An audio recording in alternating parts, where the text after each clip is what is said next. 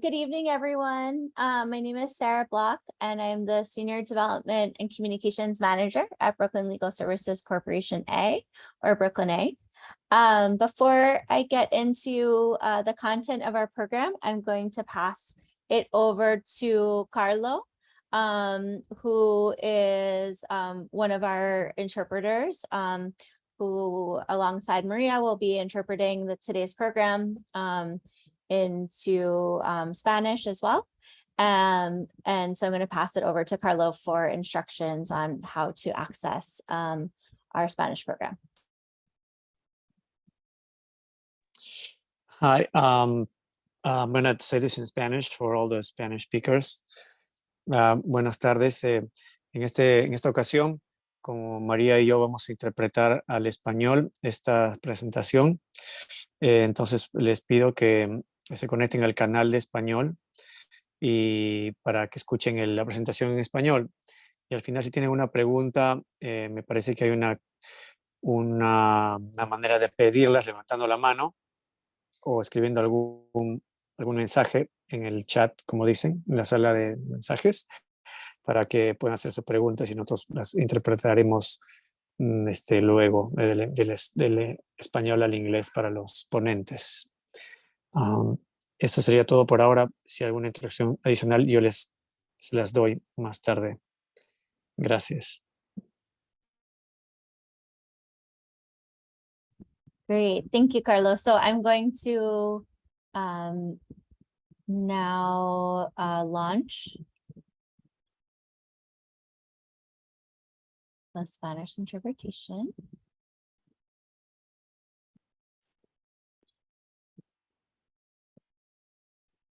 Hang on 1 second. Okay.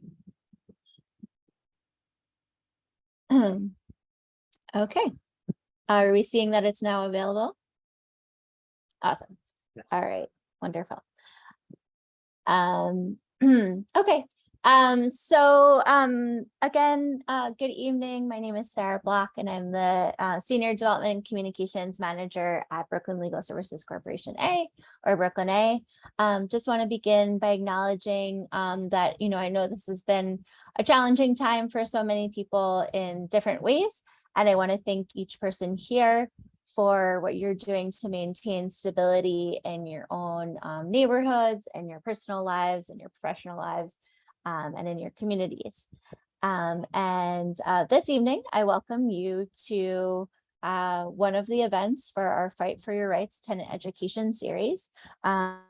This is part 2, where we're going to be discussing tenant organizing against harassment and discrimination. And we'll get into the next parts of the series in a bit. Next slide, please. So just a little bit of background about Brooklyn A. This might be, you might have just heard about us through a social media post today, or have been longtime friends of 50 years, but I want to provide a little bit of brief background on who we are.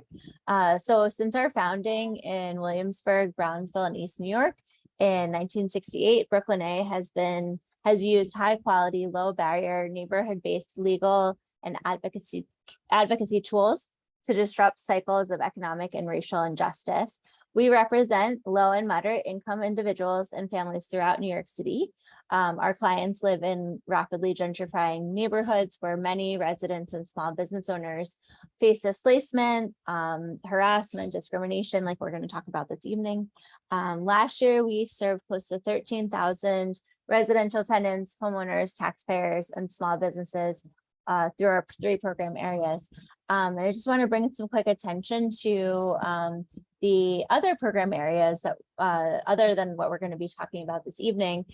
Tonight we'll be focusing on our work in the Preserving Affordable Housing program, where we do different kinds of tenant advocacy, including eviction prevention, anti-harassment and fair housing claims, which you'll be hearing about, getting repairs and essential services restored.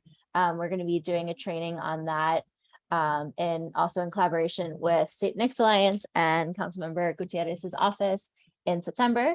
And then we also offer services in consumer and economic advocacy, where we do we work with homeowners in areas of foreclosure prevention, deed theft, predatory lending, and we also have a low-income taxpayer clinic where we resolve resolve issues with the IRS in New York State, as well as having a community and economic development program where we work with small business owners on commercial lease assistance.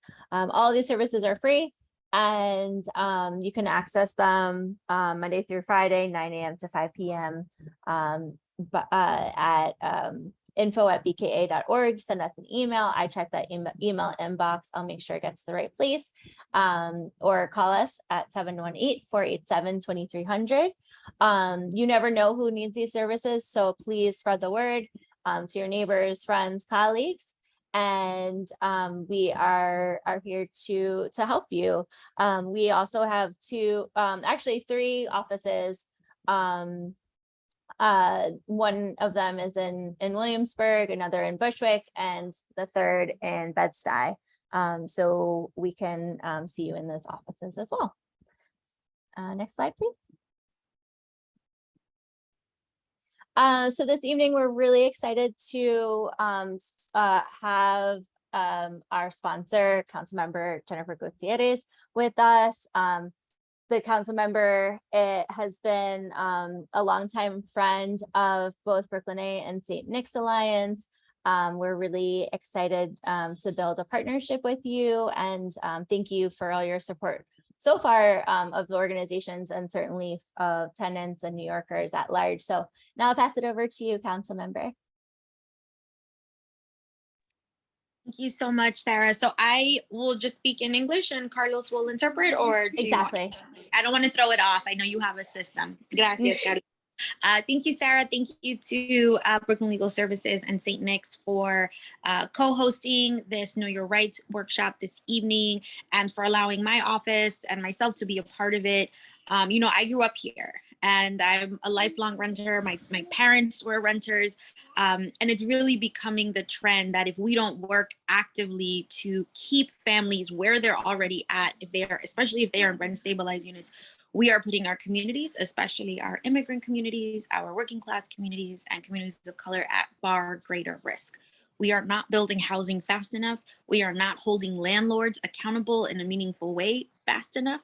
And so having these workshops is crucial, because our value is in empowering ourselves, right? Our biggest strength is knowing absolutely what we need to do if something feels wrong, if something feels weird about our new lease, if our building was bought by now an LLC, there is no face to the owner of the building anymore. And these Know Your Rights workshops are coming from that's my daughter, are coming from a really educated place. You know, I commend the work of Corp A and St. Nick's Alliance, who've both been in the community for decades, because they really started as organizers to uplift our communities, and they're coming from a place of experience. I often say that landlords that want to workshop new tactics to harass and displace tenants have workshopped it in Williamsburg, sadly. So they know what's up. And so I really just want to commend and uplift the work that you're doing here, and having an interpreter is so key. I know that there's other pockets of our neighborhoods, of our communities, that we also need to bring in. So I would love to work with you all to do that. But once again, thank you so much. Actually, Corp A helped me and my family years ago when our building got bought. And so, you know, knowing what you need to know, even if it's nothing that's going to jeopardize you, just helps you feel so much more secure and stable in your housing.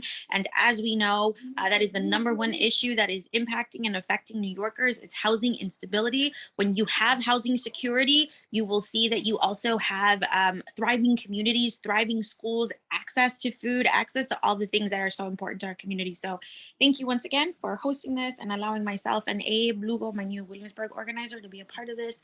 That's it. Thank you all so much for putting this together.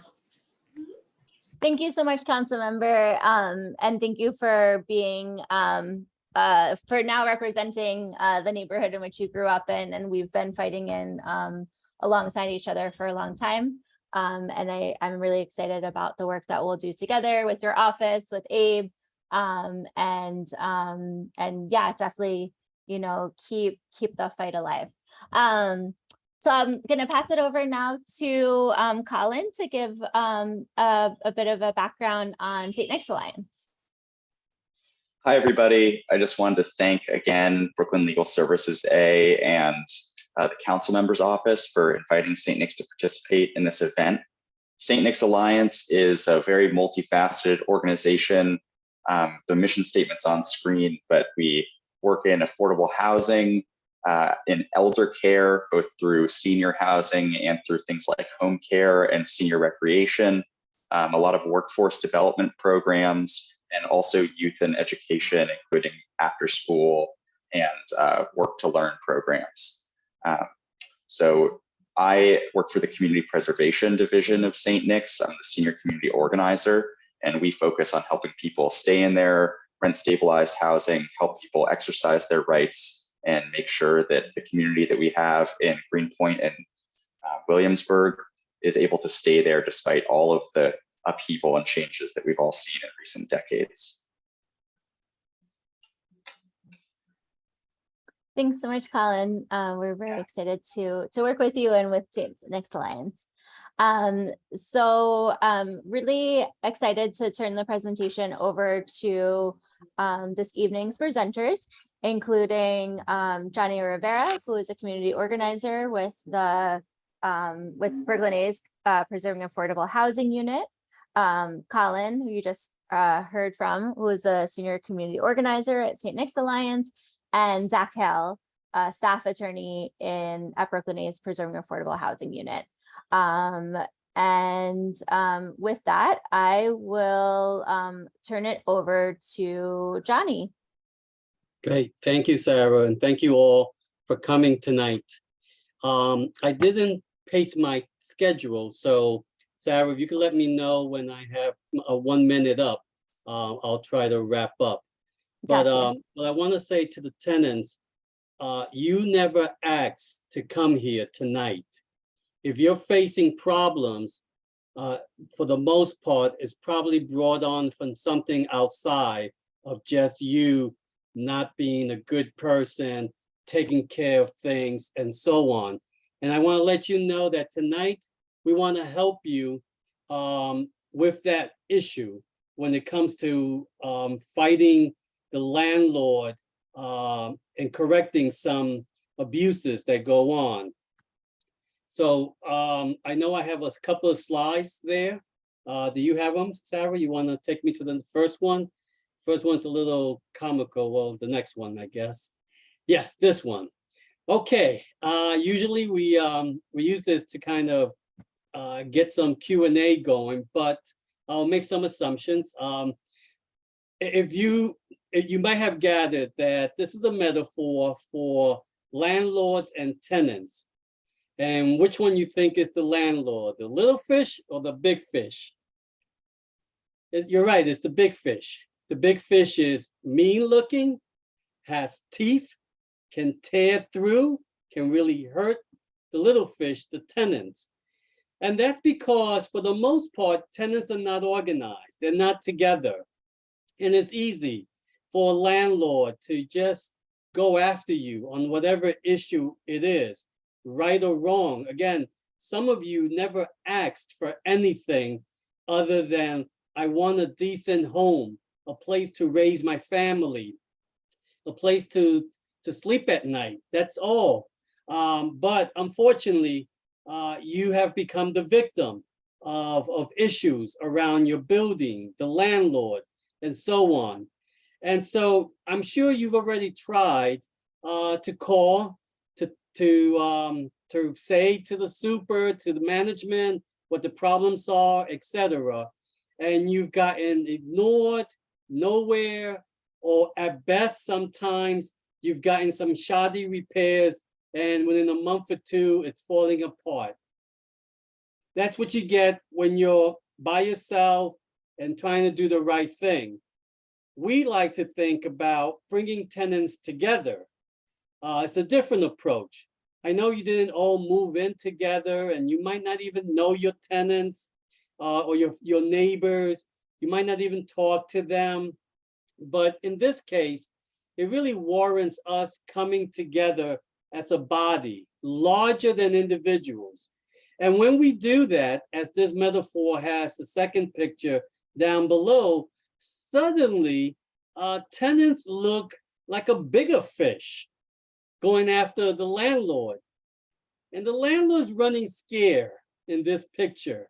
And that's the ideal picture that we like to go after and push for as much as possible, but only if the tenants are united. And no, you don't have to have everybody. You can have a couple of tenants, but you got to be united and think about an orchestrated actions, no longer individual, because in the top picture, all the little fish are thinking about what to do and how to handle things, and they're just getting eaten up. But down below, they're acting in unison. And that's the basis of organizing and tenant organizing as well. Okay, we can go to the next slide. Look, organizing as a tenant association is legal. It's embedded in our state laws. There is the New York Real Property Law, RPAPL 230, that basically says you have a right to gather in your building, to come together. Your landlord cannot harass you over that, prevent you, intimidate you. This is something you have as a right afforded to you by the New York State government and reinforced by the New York City government as well. You can meet in the lobby, you can meet in the community room, you can meet on any of the grounds anywhere.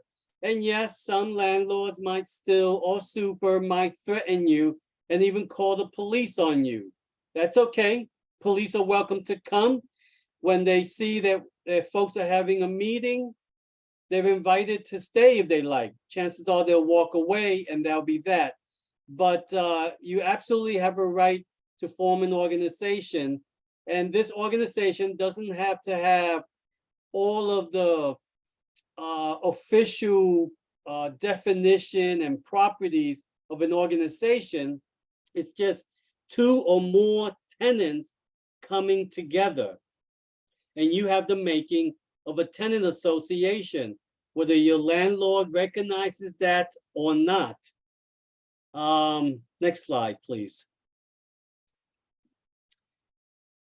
Here, some issues about reaching out to tenants, and I made some notes on the side that I really probably would prefer to go through.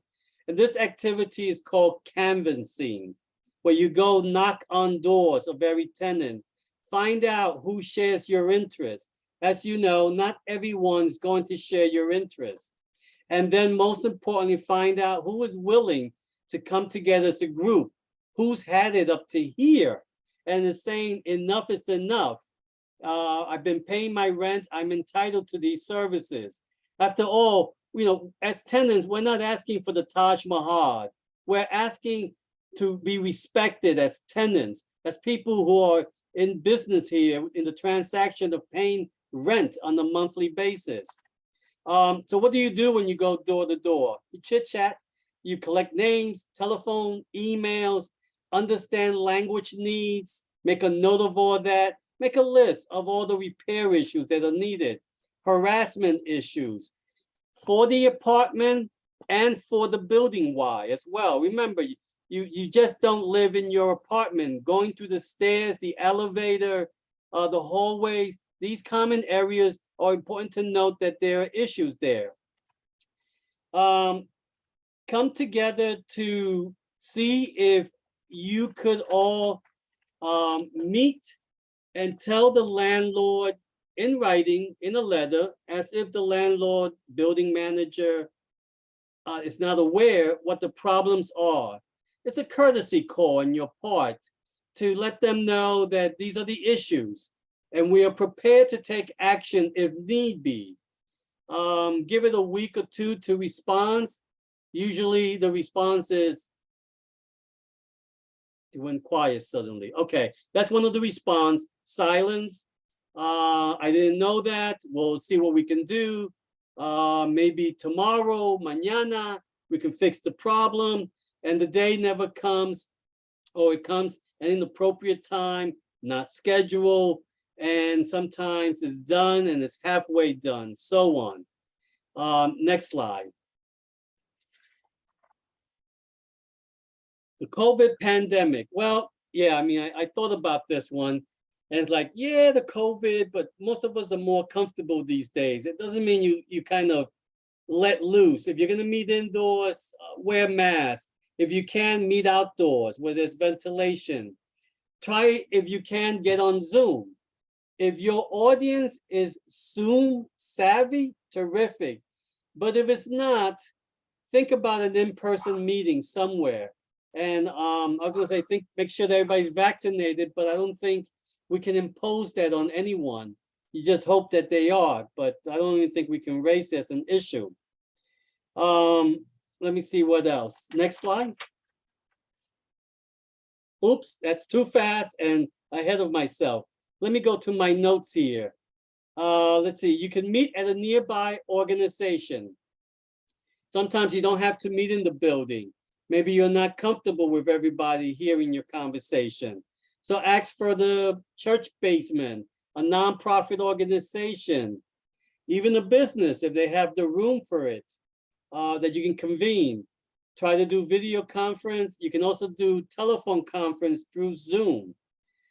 On your first meeting, hash out a letter. Second meeting, propose the letter as final. On your third letter, what was the response? There will always be naysayers, even among tenants, that things can't get fixed this way. It will always be, and that, et cetera, et cetera. But what you can tell people is that many of the things we take for granted today happened because there were people who fought for them back when. And you ask me, like what? Well, unions fought for 8 hours a day, 5 hours a day, a lunch break. They fought for, different groups fought for the right to cancel. Hence, we're here today to be of service to you, to get you legal services when you need it. What else? Try not to go at it alone.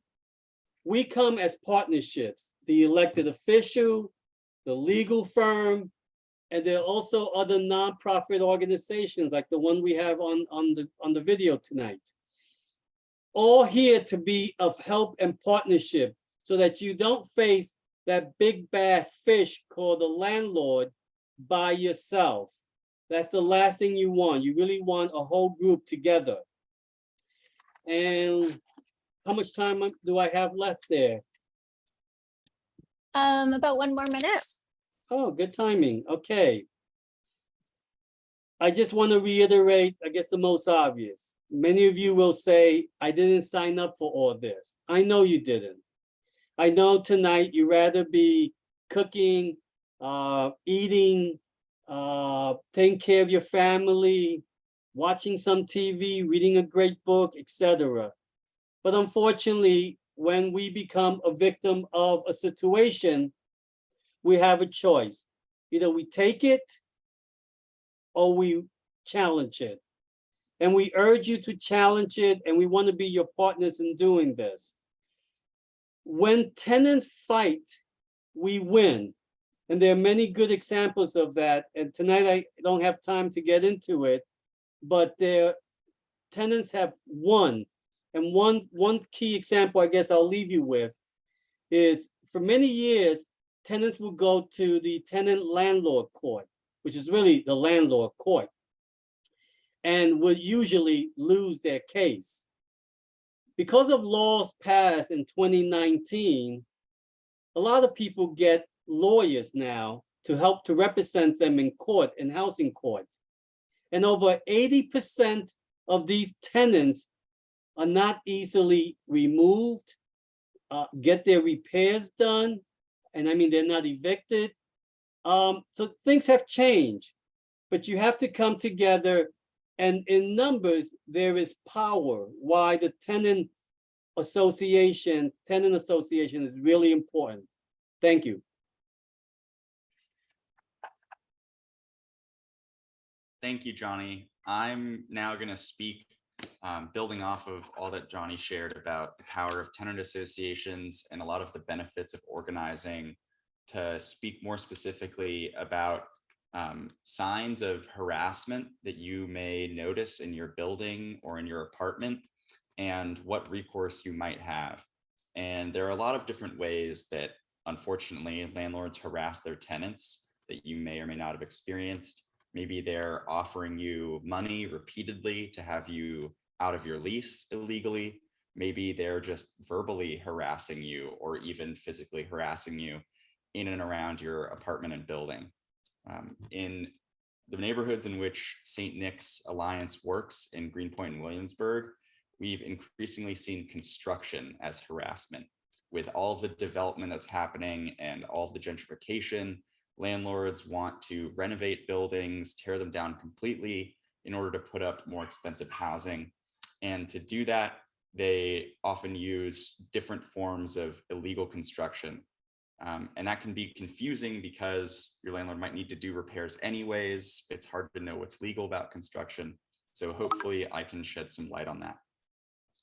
First of all, it's important to know that your landlord is required to provide you with a mix of essential services like heat, hot water, running water, electricity, living situation free from mold and pests, all sorts of basic needs that should be met in your housing situation. And just because they have to fix those in your apartment doesn't mean they can do it however they want or whenever they want. There's a variety of rules that they have to follow, both for doing the construction and for informing you. And if they aren't doing those things, it can be a sign that you're being harassed by construction. So some of the things that are required in your building from your landlord when they're doing construction, first and foremost is permits.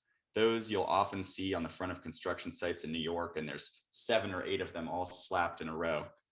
That's a really important sign that your landlord is legally allowed to do the work that they're doing. And those are required unless it's like a pretty basic cosmetic repair, like a layer of paint or some new cabinets. Next up is that the people who are actually doing the work are licensed contractors. Those people who are legally allowed to be doing the construction and are trained to be doing it in the way that they're required. There are a couple different web portals in which you can look up your contractor's licensing. And if you have questions about that, you should reach out to Brooklyn Legal Services or St. Nick's, and we can help you navigate that. The remaining 4 items on this list are more information that the landlord has to provide you when they're doing construction. So if you're going to have heat, hot water, or electricity cut off for any amount of time, the landlord has to inform you of that. They have to post a notice in English and Spanish in common areas of the building, letting you know how long that service will be disrupted and who to contact if you have issues with it. Same for a tenant protection plan and the Safe Construction Bill of Rights.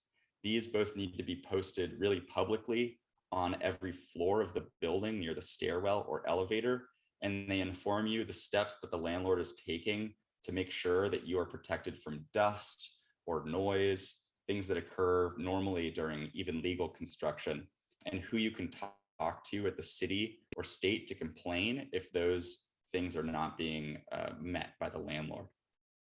Finally, if you're worried that your building has lead and your landlord is doing any work that involves creating dust from lead paint or other surfaces that might have it, they are legally required to protect you from that by both notifying you and by sealing off the areas where dust might accumulate so that it doesn't spread to other parts of the building.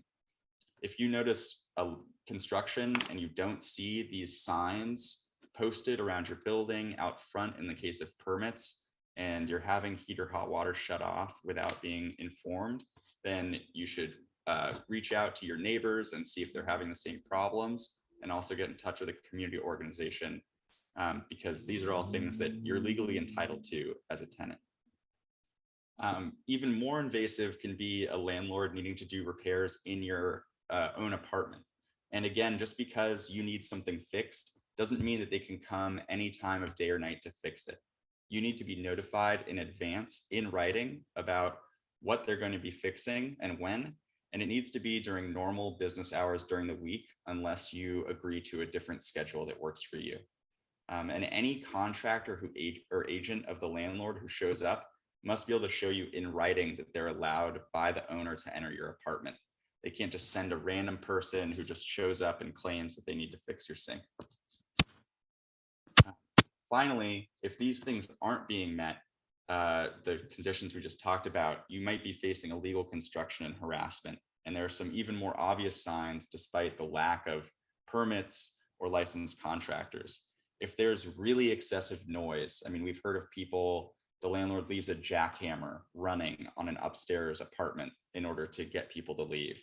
There's really excessive dust, like they've done nothing to control the dust coming out of an apartment, none of the plastic seals on units. Similarly, if it's at really odd hours that might disrupt your sleep schedule, or it's like really late night and on the weekends. And if they're telling you that you need to leave for renovations, that's also a really big sign that you're being illegally harassed with construction, because unless you're ordered by the state to leave for repairs, that is not a legal tactic for the landlord. So those are all signs that that's happening in your building. And I want to talk a little bit more about why landlords use construction as harassment. It's part of a broader series of things that the landlord is often doing in order to get greater profit from the building, and as a result, displace tenants. And when you work together, like Johnny was explaining, you have a much better chance of identifying these things and stopping your landlord from doing them. So some of the bigger strategies that we see are warehousing, where a landlord is sitting on vacant apartments in your unit and doing nothing to fix them, or illegally not renting them out and renovating them in the meantime. But either way, keeping them off the market so that people can't rent them. There's also Frankensteining, in which two different apartments are turned into one apartment in order to collect greater rent. And the opposite of that would be subdividing, where one apartment is turned into a bunch of little apartments in order to collect a bunch of new rents from different tenants. And most of these are in pursuit of deregulating an apartment from rent stabilization, where you have more rights and you're more protected and your rent can only be increased so much. Landlords are often trying to displace people using construction or other forms of harassment so that they can benefit from market rents in our communities with no regard for the communities that have lived there, the people who have lived in these buildings for years, and the lives that you are entitled to live as a tenant in a safe and affordable place to live. With that, I'm going to pass it to Zac, who's going to talk some more about fair housing and anti-discrimination law. But if you have more questions about things we talked about, there'll be a period of that at the end. Thanks, Colin. Thanks, Johnny. Thanks to the council member and to everyone who's participating. Can I get a nod if someone can hear me? Make sure I'm always paranoid that I'm not coming through. So everything that's been said so far is so important. Johnny and I have worked closely together for years, organizing in buildings, and TAs of 2, TAs of 50, 60. I think one of the most recent ones is maybe around 70. So when I saw that COVID-19 slide, and I thought of different trainings and things Johnny and I have done and organizing that we've been doing throughout the spectrum of the pandemic. And I think we are in a phase where we have to ask, and this gets to the anti-discrimination, even within our organizing practices, how inclusive are we being? How accessible are we being? Would a tenant that has an autoimmune disorder be able to participate in a meeting? Would a tenant that has disabilities around mobility, would they be able to participate in a meeting? And some of that is stuff that organizers need to think about, right? It's stuff that tenants, as they come together, should be thinking about. But some of it, especially when it comes to mobility, may be something that that comes to the building itself. And I'll use that as a segue to talk about the types of things when we talk about fair housing and anti-discrimination work. And I'll be quick because I know that we want to leave time for questions and everything. I guess I'll just request Sarah, if I'm running over, could you like chat me or something? Yeah, for sure. Thanks, because I forgot to start a timer. Okay. So I was so swept up in Colin's talk. It reflects so much of the concerns that we see in our communities. So so the next slide, I guess. So overview, generally fair housing, in a world where there's so much discrimination that we can't control, housing, at least legally, is an area where you are supposed to be able to speak up and make sure that the place where you lay your head at night, where you raise your family, is a place where you can feel free of discrimination based on any number of factors within or outside of your control. So I'll talk about what are called protected characteristics in a second, but there are many things that the law protects us against. That doesn't mean that automatically the protections kick in, right? And so part of what you have to think about is how do you enforce those laws too? So, here in New York, in the city of New York, in the 5 boroughs here in Brooklyn, where we work, you're protected by overlapping laws. And, there are federal laws, like the US Constitution. Maybe you've heard of that. And it has certain protections around discrimination, equal protections. Also the state constitution, the New York State Constitution has Article 1 describes, human rights protections. At the federal level, there's also the Fair Housing Act, the American with Disabilities Act. At the state level, there's a New York State human rights law. There's a New York State civil rights law. There's the New York City human rights law. So there are a lot of laws, and a lot of them are kind of redundant. And but just to give you kind of a sense of the types of things that they cover, they prohibit the discrimination against you based on certain characteristics you may have, which I'll talk about in just a second.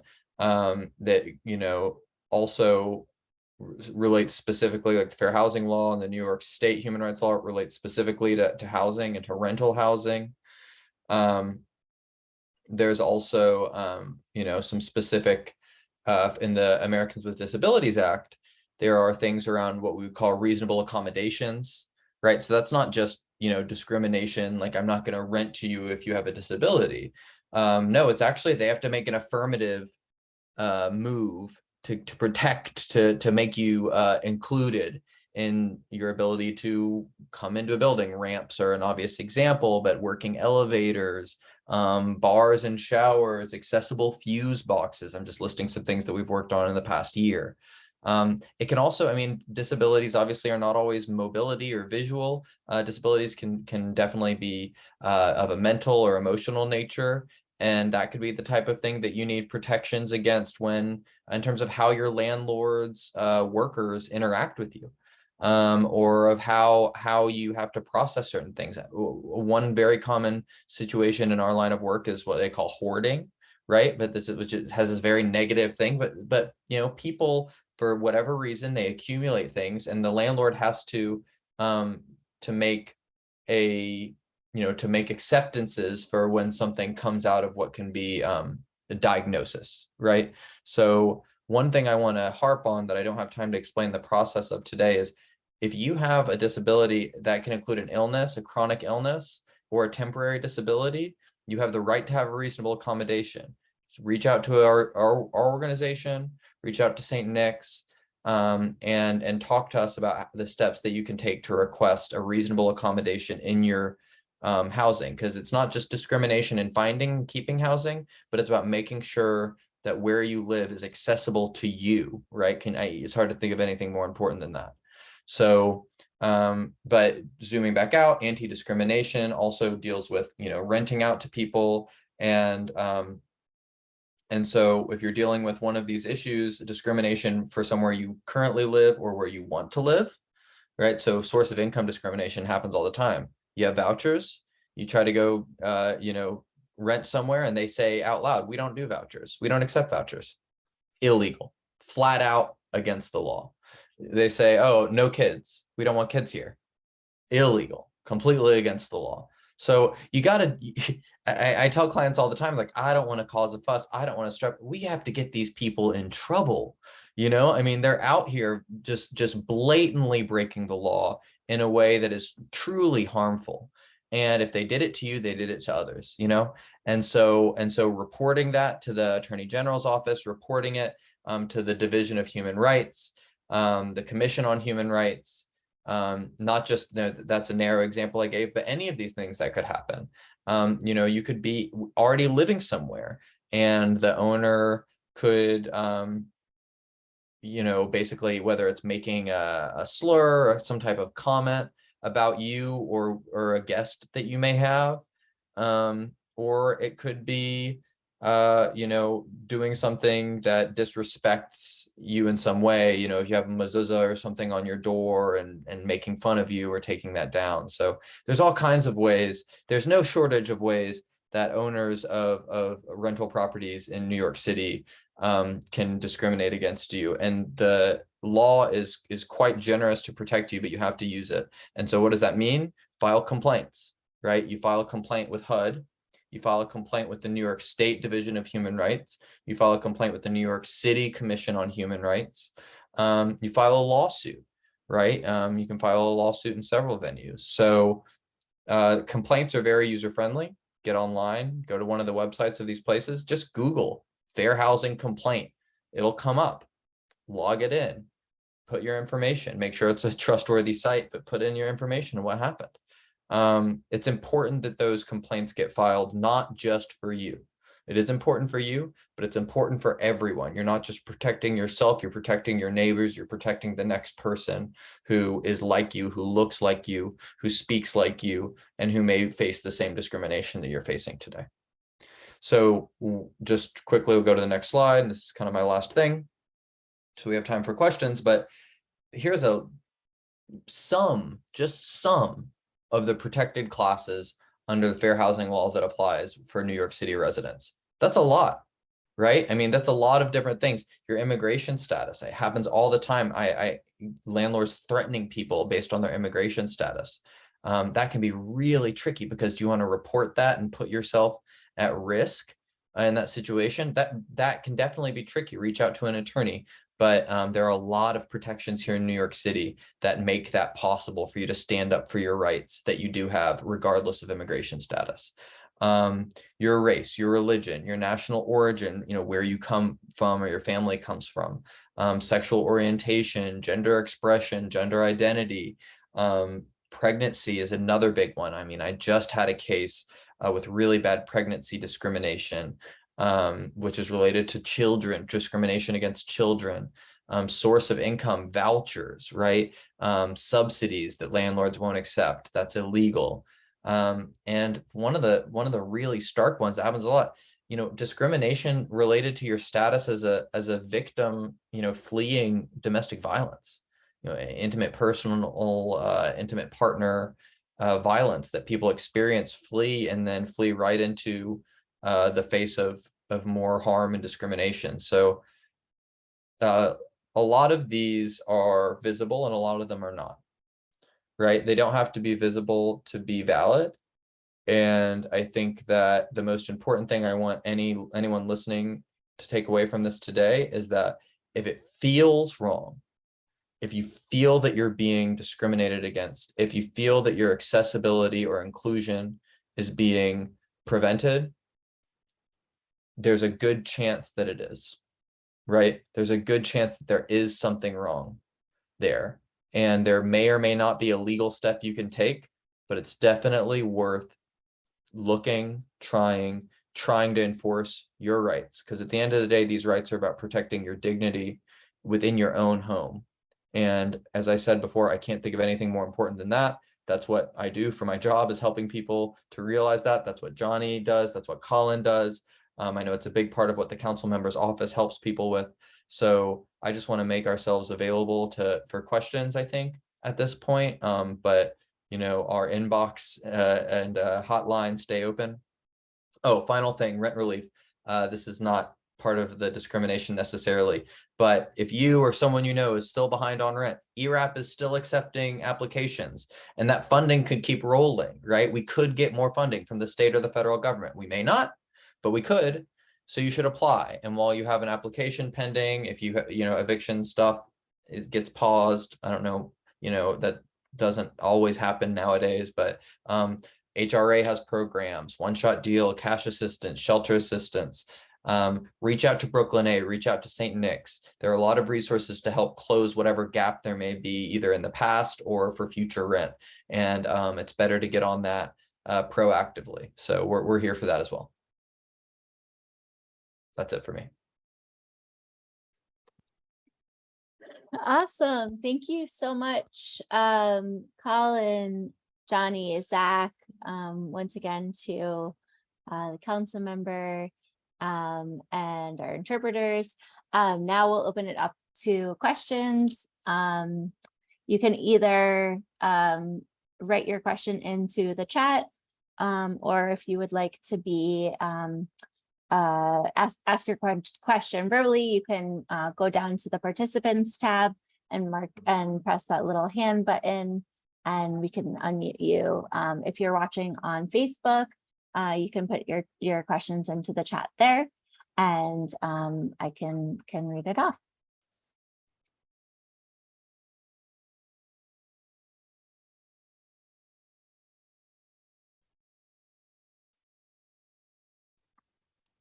Okay.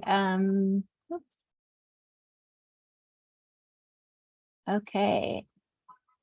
Pastor Cabreu. Yes. Hello. Thanks for joining Hi. us. Hi.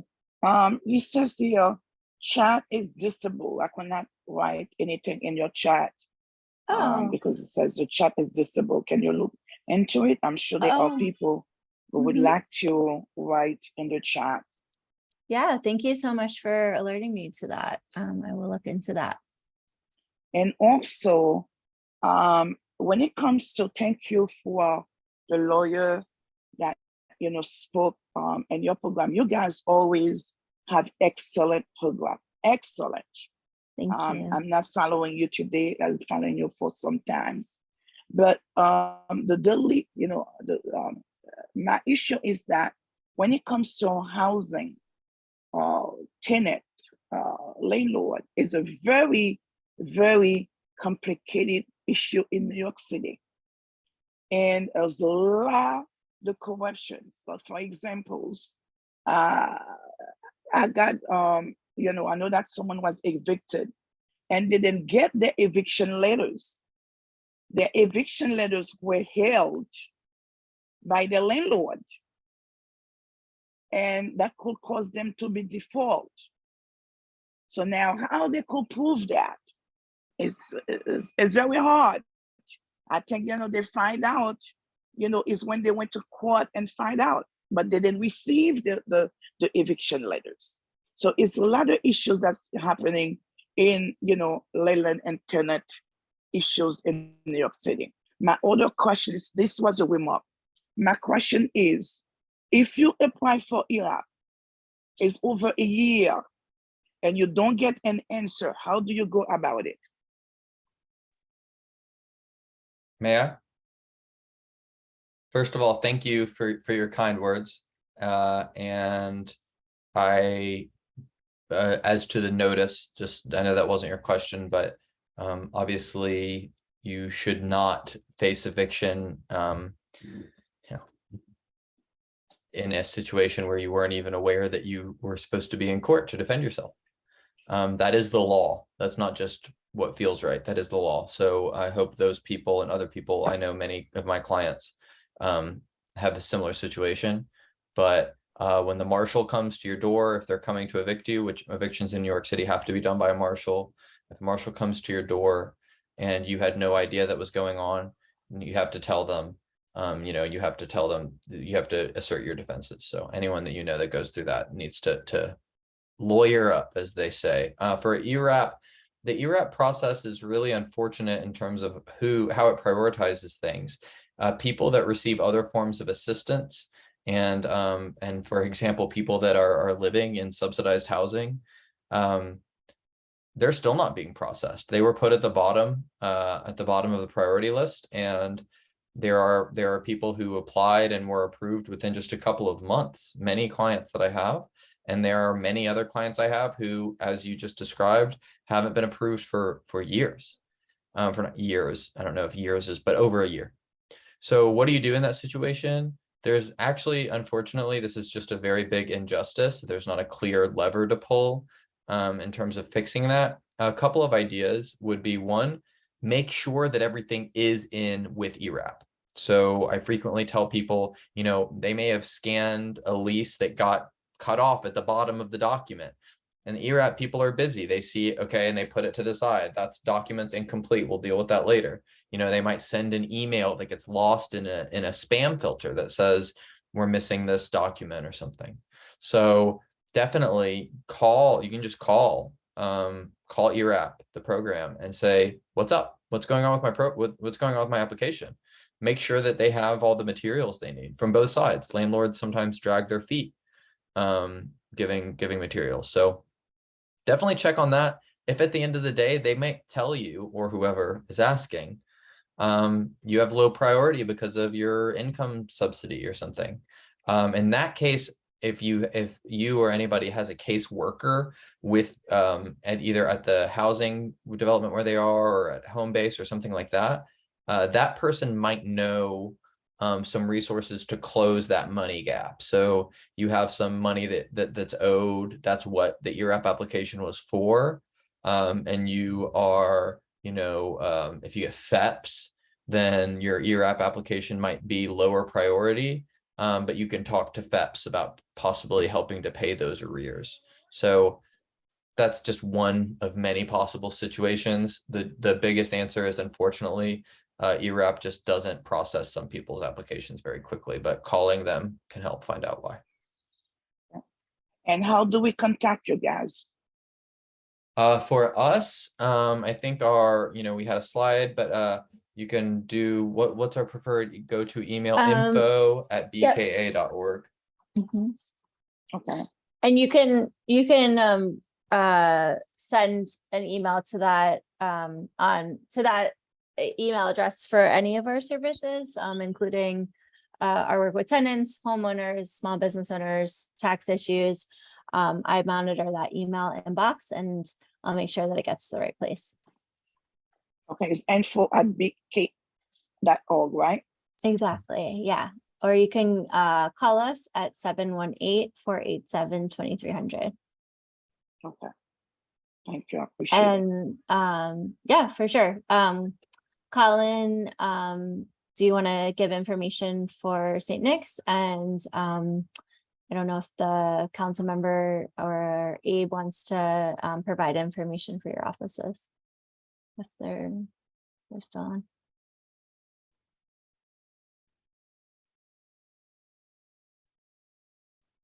Oh, Colin, you're on mute. Classic problem. Yeah, I can best be reached at I was wondering if I can type it in the chat, but it looks like it's only to host and panelists, as opposed to the attendees. Oh, I'm so sorry. I don't know No, what's going no on. problem. I was going to type my email, but You can I'll just I- share I'm my able phone to- number. Okay. Is 518. Oh, okay. I'm changing the 518. settings. I've just figured out how to do it. It's 518-243-8708, and I'll be posting it in the 8708. and it'll be in the chat in just a second as well. Sure.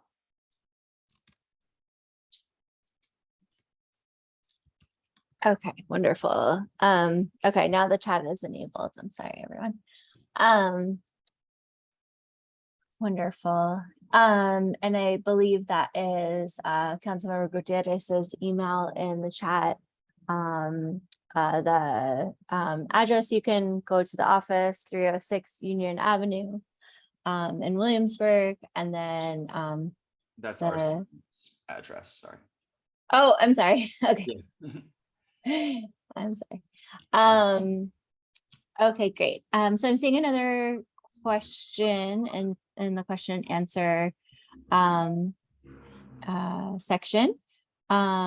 This is a question that might be better served through an individual email, but someone is asking about if there's a tenant who whose landlord receives $36,000 from ERAP and is trying to evict this tenant, says that their landlord made them waive their rights and is facing eviction. Zach, you're on. I would say, yeah, definitely reach out to the info line, or, you know, I think that, or the hotline, either one of those, reach out and give us details about that, because they should be able to fight that in court. If it's in court currently, you also should be able to be referred to a lawyer. So you have to, I mean, the big answers there, Mark, and I'm sorry that you're going through that. That's really scary. The big answers are, you have to be evicted through court, right? So he can't just evict you, or she, the landlord can't just say, you're out, get out. They have to go through court. And when you go to court, when they require you to go to court and you end up in court, you have the right to ask for a lawyer. You can say, we need to pause the court case while I find a lawyer. And that lawyer could be from our organization. There are nonprofits all across the borough of Brooklyn, all across the city of New York. So get a lawyer to look at whatever it is that you signed. There are some protections that you can sign away, but if you signed it unfairly, then they might be able to get that thrown out. And there are some protections you can't sign away no matter what you sign, right? There are some things it doesn't matter what you sign. You can't waive those rights, and so a lawyer can help you filter through that. So reach out to us, but also hopefully you're still early enough in the process, you can get a lawyer.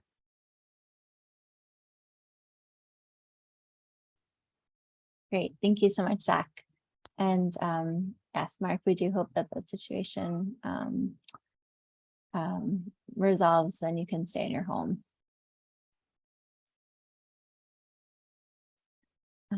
Okay, any other questions?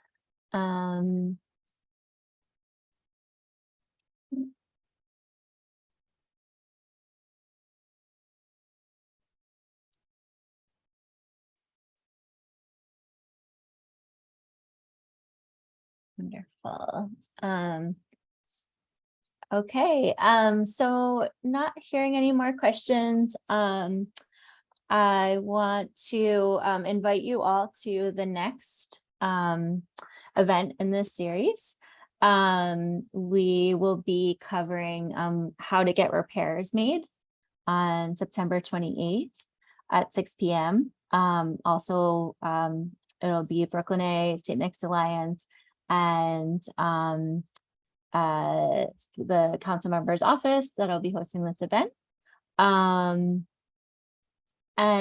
we hope that you will join us. I'm seeing Pastor Cabrera raising their hand again, so I'm gonna allow you to talk if you have another question. If you want to, if somebody wants to sue their landlord for not delivering heat in the March that just passed, is there any what's the process to go about that? So it's a little bit complicated because when it's in the past like that, I mean, it's so far in the past. But if you have other issues in the apartment right now, there are HP cases. You file it, go to the court, and you can file an HP action. There's an emergency HP action for when the heat is off. but that is really for when it's currently off and it's during heat season.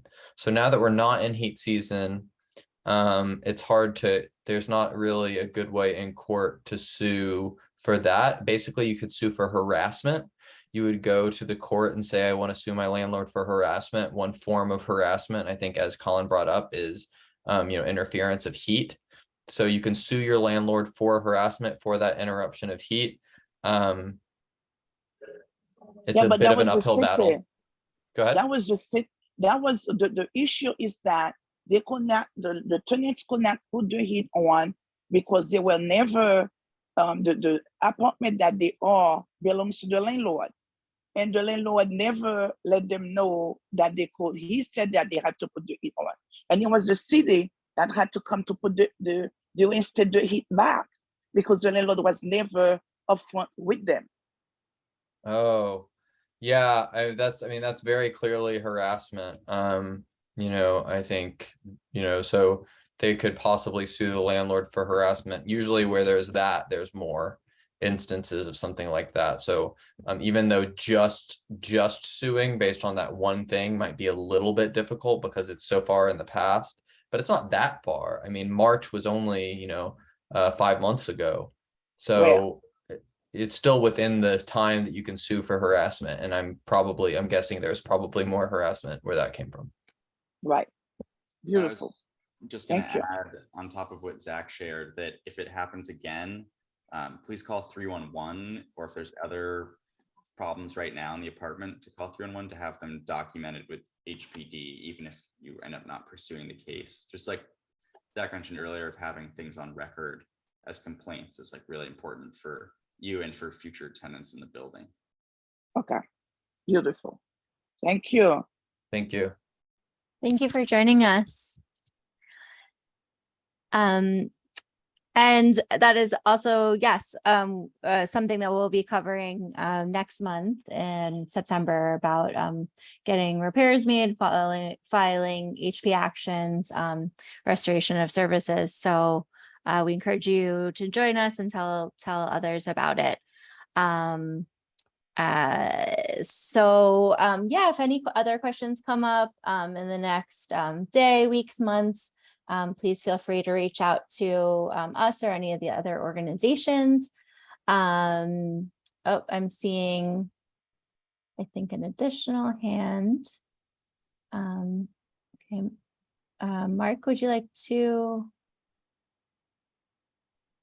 ask an additional question?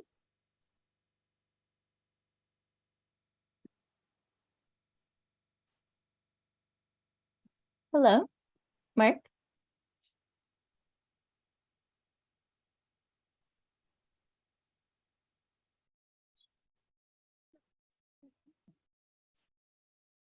Mark, are you there? Yes. Hello, did you want to ask an additional question? Yes. Okay, go ahead.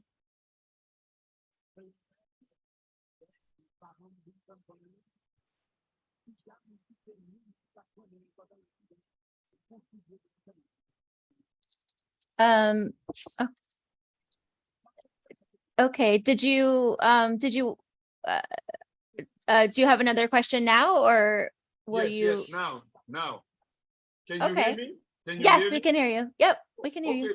You want me to ask the question or just put it down there? You can ask the question.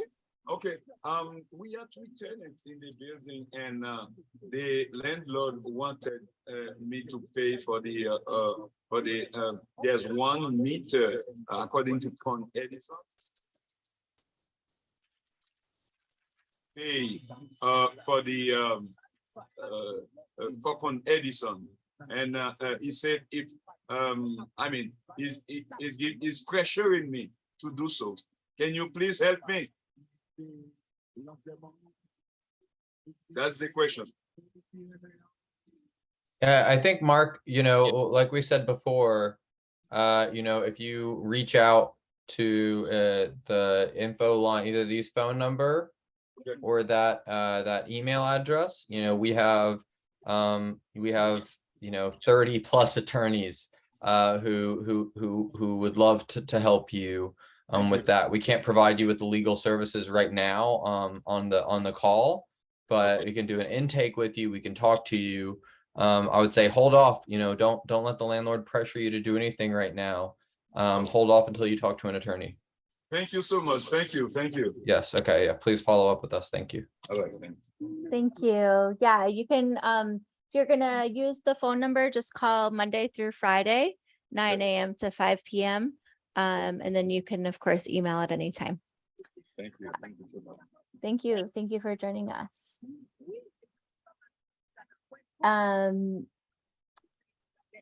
Okay. Wonderful. Thank you for that message, Ms. Williams. Well, thank you everyone for joining us. Again, thank you to Councilmember Gutierrez for the support. Thank you to St. Nick's Alliance for partnering with us. And thank you all for joining us. And we hope that you have a safe and wonderful evening. Enjoy the rest of the summer and stay tuned for our next events. Thank you. Thank Take you so much. care. Have a good night. Have a good night.